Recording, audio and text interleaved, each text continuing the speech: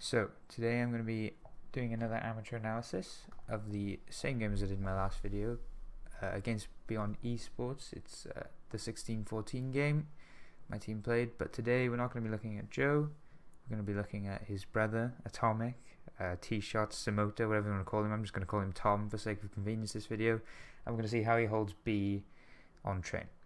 So he's the anchor for B site, which means that he's going to be the one here playing solo a lot, or maybe he plays here with Jack, which is what we end up doing a lot because we think that they're going to push B aggressively a lot, like they're doing on this round. So it ends up being a good read overall. Just means that we have one guy there quicker to do more damage. But in this pistol round in particular, Tom's playing a very passive setup, just comfortable to play retake on B. You can see that he's very comfortable in this position just to be able to do this and stay here. Not too worried about letting them have the bomb site. You know, they've used 2 smokes to get onto site. It's just important that we keep this lane control. I'll show you on the map now. It's very important that we keep these. That was an awful line. We're just going to make sure that we can kind of keep these lines and make sure they can't push into them too much like Smokey's doing now. So it's important that Tom takes him down there, which he does. The reason why that's important is that for the T's to have a stronghold on B, they need definitely in a pistol round to have that kind of aggressive control up B to stop the CTs from being able to retake easily. So as Tom denies that just by playing passive, allows his whole team to run in.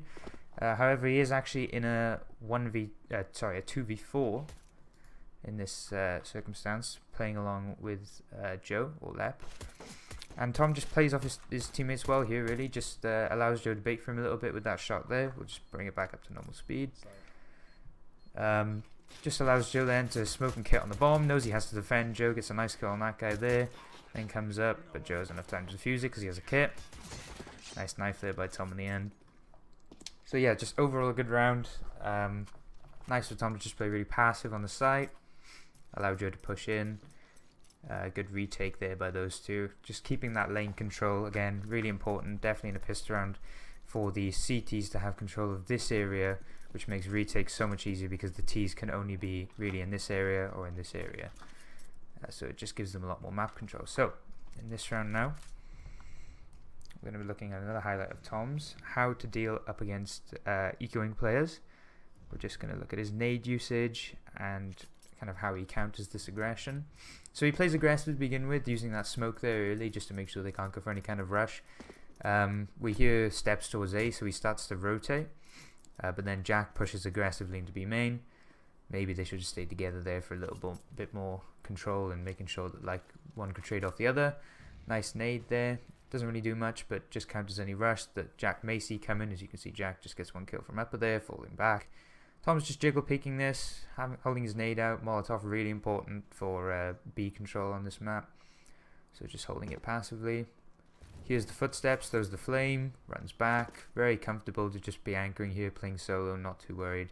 Playing around this bomb train, isolating 1v1s. Doesn't actually see that guy peek out there. I don't know if he did see him or not, but falls back. Just watch towards ramp, peeking back out. Very comfortable, just play passive here. Just hopes controlled. Really worrying that some guy's going to be ramp. Walks so they can't hear him. Comes up, denies the bomb plant. Kills the guy that has the gun first, importantly as well. That was actually a small play, but quite a smart one by Tom there. Making sure that he kills the guy first who would be protecting the bomb planter, because the bomb planter is obviously useless in that scenario. Can't shoot or anything. So he prioritizes his enemies well. Really good kill. So in this round, we're going to see the T's aggressively head towards B again. They didn't have a very diverse strat book in this regard on train. Tom just flashes in Jack there, or Viscous, just to be able to get aggressive peek onto B main. They did smoke it off, however, as they've done this a couple of rounds in a row now, so they're kind of trying to outplay this and counter it, not giving him any information. He does hear the footsteps, however. Doesn't manage to get that kill, but he did get the information for Tom that it looks as if it's going to be a B hit. And we're just going to see how Tom plays this now. He's 1v5 on this site. Make sure he throws his flame once he hears the nade usage come out with that smoke, trying to counter a rush, which often would come out with a nade like that, a smoke like that onto blue train. Nice kill there from Tom. Isolating these 1v1s, something that he does really well on this site. Just making sure these peeking angles, one at a time. No more than one person can see him. Doesn't really want to overcommit. Just plays really passive on the back of that bomb train there. And does really well. Just to really win this round single-handedly for our team here on. Really anchoring B. So we're just going to go over that on the minimap where he played there. Threw his nade here just to try and block a rush when they threw a smoke here, so he's kind of reacting to their nade usage, make sure he holds on to it until then, which is very important. Something you see commonly at more like lower levels or amateur levels of CS, which this is people using their utility very early, afraid of a rush, but Tom holds on to his Molotov there smartly, expecting some kind of play with nades, because when you're playing in a 5v5 versus a team, it's very uncommon that a team would rush out without using any type of nade, a flash, a smoke, a Molotov, whatever. So he's holding on for that, waiting for that. So he throws that Molotov then there to try and counter a rush. No one actually comes out with that Molotov. You could argue maybe it's because they hear it and they stop and hold their push. So either way, it works in being able to allow his teammates to rotate from A towards B. So it's very effective in that manner. And then just runs back here, very comfortable to just play this this 1v5 really, when you see how they push out onto the side, and just isolates 1v1 duels here, peeking here and kind of down this lane here, just isolating 1v1s as they push onto the site here and here, just trying to make sure that no more than one person can see him at a time.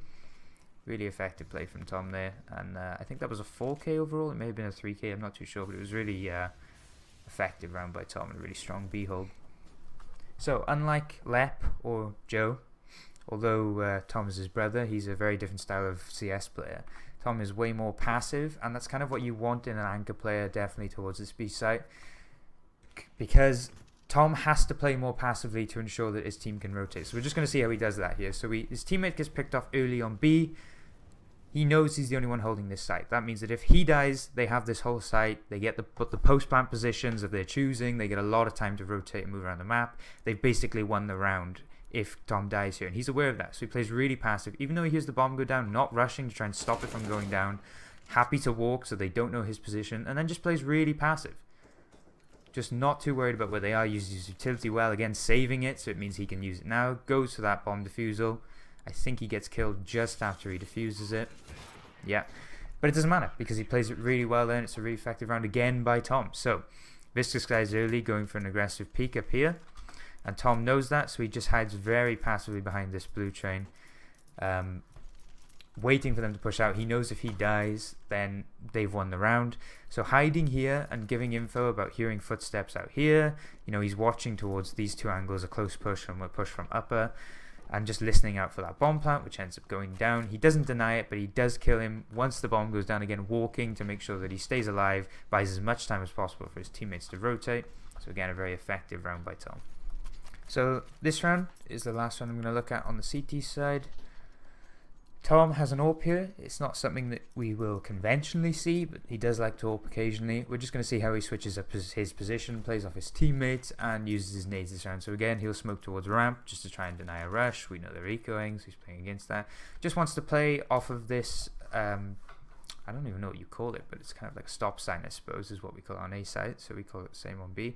Just playing off this really passive angle onto upper, just again going to let him push out onto site and then use his utility to counter him. So we're going to see how he uses his utility here is really important. So I'm actually going to slow this down because this is a really nice round from Tom in terms of using his utility. Let me just speed it back up. We'll see how he uses it. So he moves to this upper position. Again, very passive with the AWP, just using it to hold down angles. It can be useful on B. You do tend to see it more towards A, as it's way more handy for those kind of aggressive pushes. So now we're just going to see how Tom uses his nades here. So he's going to throw one Molotov towards site. That's going to spread towards the planter. And then he's going to throw a HE grenade. You might see it. I don't know exactly when. So you see that actually kills him. And then the HE nade comes in here towards blue train to kill the guy there, which makes a very easy retake in a 3v2 where these guys don't have guns. So very useful nade utility there from Tom. We're just going to play it back and see it again from his perspective.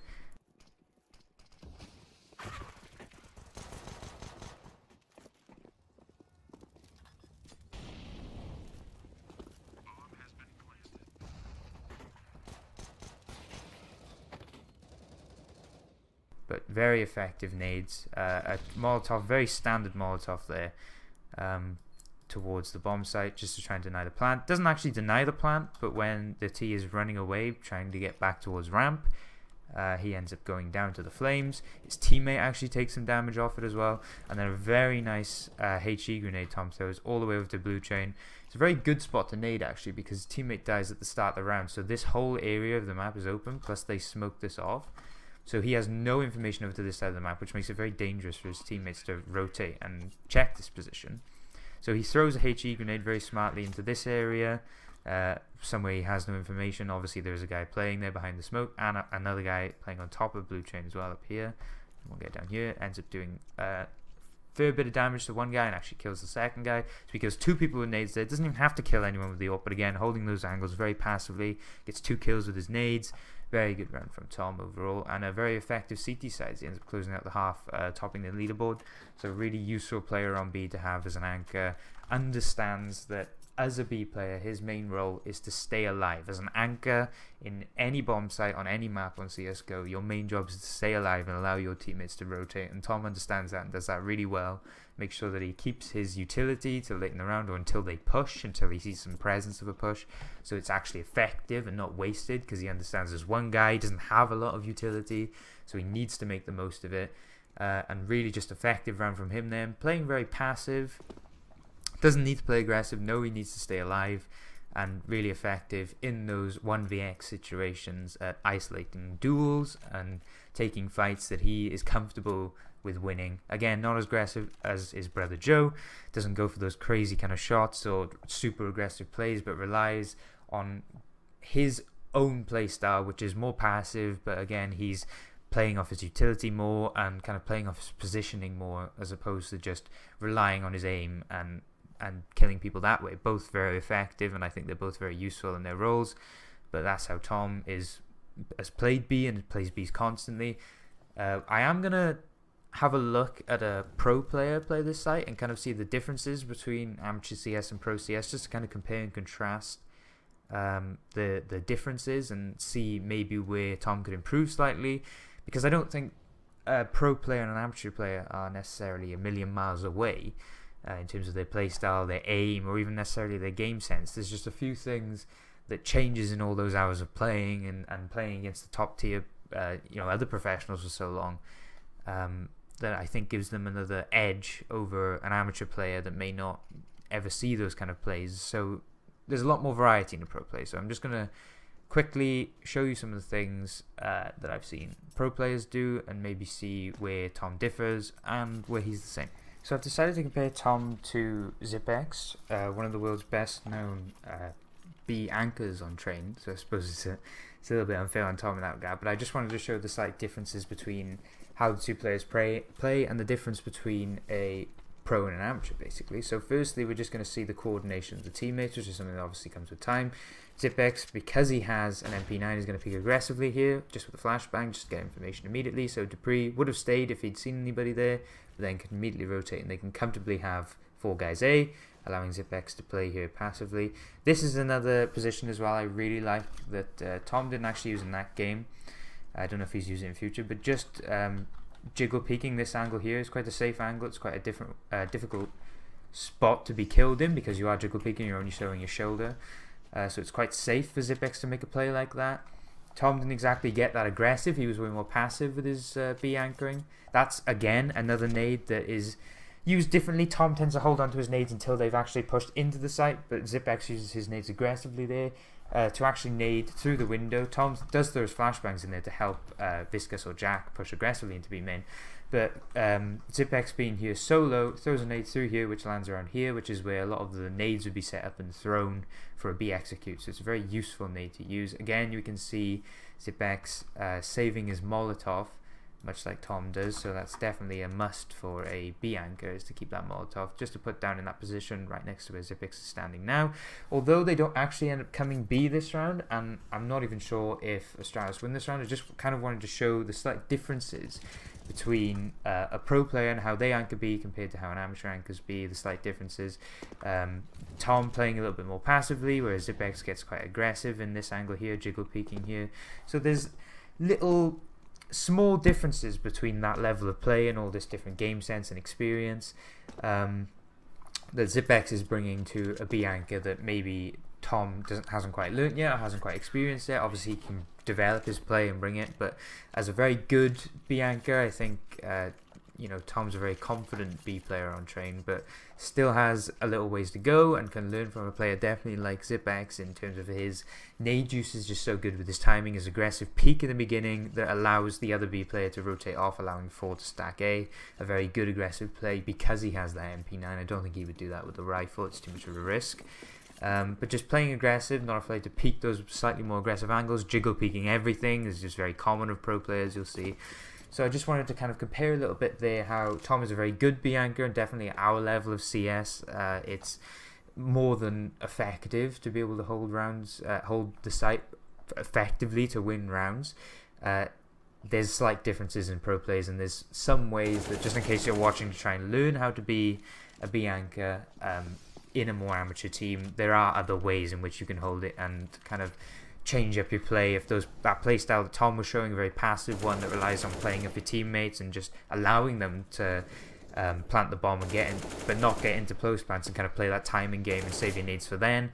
Zipx is a much more aggressive player in how he holds B, so I just kind of wanted to show that contrast and show the difference and variety of play, because Zipx can do both very well, so it's nice to see that kind of difference, and I just wanted to show it off. So that's the end of the video. I hope you enjoyed.